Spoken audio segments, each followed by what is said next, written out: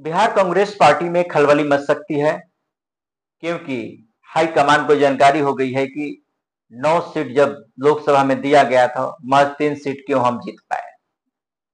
इसी को लेकर पार्टी में सब कुछ ठीक ठाक नहीं चल रहा है और जो कार्यकर्ताओं ने पूरी तरह से शिकायत कर दी हाईकमान को कि हम लोगों की हार क्यों हुई है।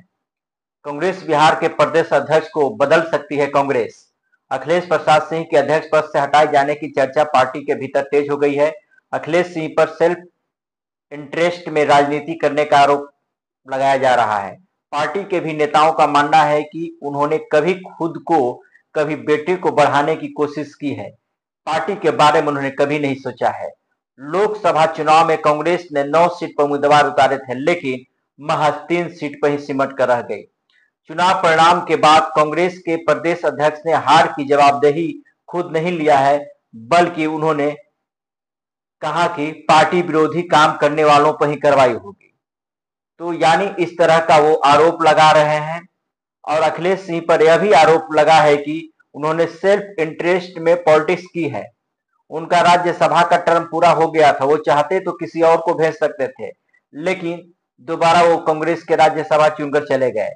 बेटे आकाश को महाराजगंज से उन्होंने चुनाव लड़ाया, जहां चुनाव हारनी पड़ी।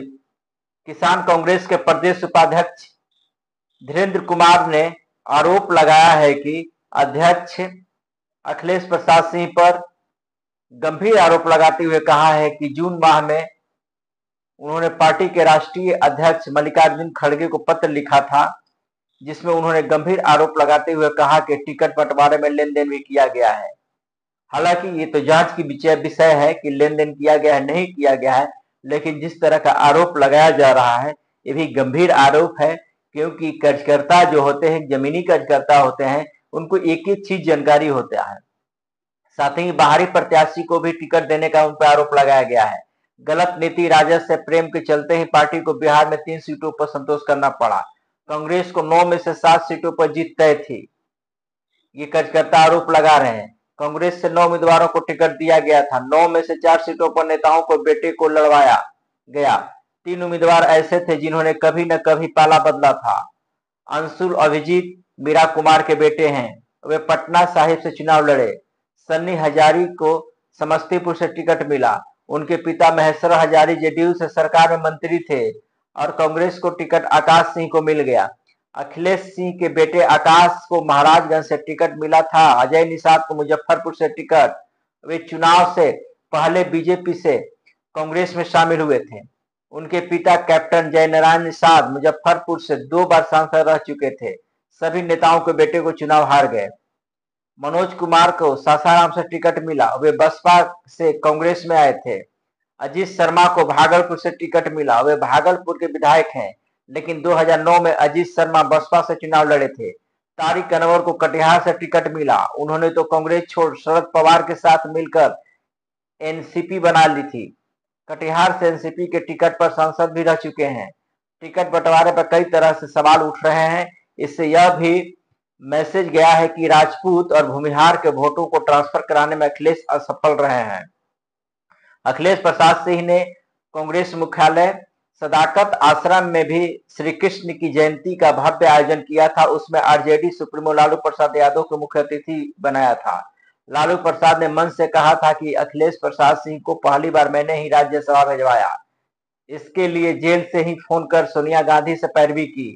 ऐसे भी लालू प्रसाद के अखिलेश प्रसाद सिंह की निकटता काफी रही है। पार्टी के अंदर और बाहर कई नेता ऐसे मानते हैं कि बिहार में कांग्रेस इसलिए मजबूत नहीं हो पा रही है कि लालू प्रसाद नहीं चाहते। इसका उदाहरण लोकसभा चुनाव में भी देखने को मिला है। पप्पू यादव ने भी अपनी पार्टी जाप को विलय करके कांग्रेस में लाया था, लेकिन पप्पू यादव को मनचाही जगह पूर्णिया से कांग्रेस टिकट नहीं दे पाई। लालू प्रसाद के जेडीयू के आरजेडी में लाकर बीमा भारती को पूर्णिया से आरजेडी का टिकट दे दिया। कांग्रेस देखती रह गई। पप्पू यादव निर्दलीय लड़े और जीत गए। 2 साल पहले भी अखिलेश प्रसाद सिंह को ऐसे समय में कांग्रेस को प्रदेश अध्यक्ष बनाया गया था, जब इनके पास इतना समय था कि वे लोकसभा चुनाव और विधानसभा चुनाव की बेहतर तैयारी करते। लेकिन हुआ यही कि कांग्रेस के विधानसभा में टूट से नहीं मचा है। कांग्रेस के 2 विधायकों ने पार्टी का साथ छोड़ दिया था। पूर्व मंत्री विधायक मुरारी गौतम और विधायक सिद्धार्थ गौतम ने बगावत कर दिया। अखिलेश प्रसाद बिहार कांग्रेस की प्रदेश कमेटी का गठन जब तक नहीं कर पाया है। पूर्व राज्यपाल निखिल कुमार की नाराजगी भी लोकसभा चुनाव के समय देखने को मिली थी। लोकसभा चुनाव के बाद कांग्रेस के पूर्व अध्यक्ष और लालू प्रसाद के दूर विरोधी नेता अनिल शर्मा ने कांग्रेस छोड़ बीजेपी ज्वाइन कर लिया। कांग्रेस के प्रदेश प्रवक्ता असीम नाथ तिवारी ने भी कांग्रेस छोड़ बीजेपी में शामिल हो गए। जमीन स्तर पर अखिलेश सिंह की कमजोर पकड़ी है। यह वजह है कि लोकसभा का चुनाव लड़ने की बजाय बार बार राज्यसभा जाना सही समझा। बेटे को पिछली बार भी लोकसभा चुनाव में नहीं जिता पाए, इस बार भी आकाश को हार ही मिली। संगठन के निचले स्तर के नेताओं को कार्यकर्ताओं को मिलने की भी कठिनाइयां होती रही।